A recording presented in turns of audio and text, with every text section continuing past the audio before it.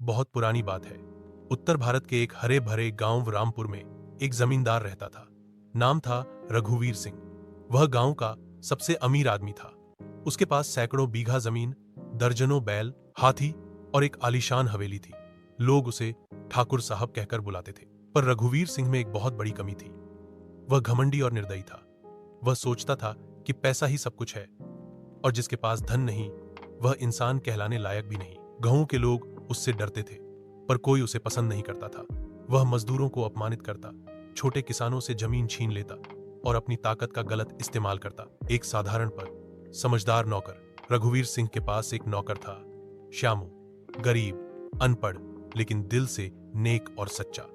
वह चुपचाप अपने काम करता और जमींदार की हर बात सह लेता। एक दिन जब जमींदार ने एक बुजुर्ग किसान को जरा सी देरी के लिए बुरी तरह डांटा तो श्यामू से रहा नहीं गया। उसने साहस करके कहा, मालिक, इंसान को अपने धन पर इतना घमंड नहीं करना चाहिए। वक्त किसी का नहीं होता। रघुवीर सिंह तिलमिला गया। उसने क्रोध में आकर श्यामू को हवेली से निकाल दिया और कहा, मुझे मत सिखा। क्या सही है? तू बस एक नौकर है। श्यामू चुपचाप चला गया। उसने कभी शिकायत नहीं की, बल्कि गांव के बाहर एक छोटी सी झोपड़ी में रहने लगा और मेहनत मजदूरी करने लगा। कुछ वर्षों बाद गांव पर भयंकर सूखा पड़ा।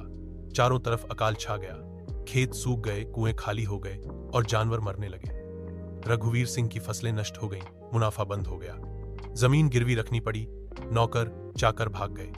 जिन लोगों को वह अपमानित करता था वे अब उसे घास भी नहीं डालते थे। एक दिन वह बीमार और भूखा होकर अपने ही दरवाजे पर बैठा था।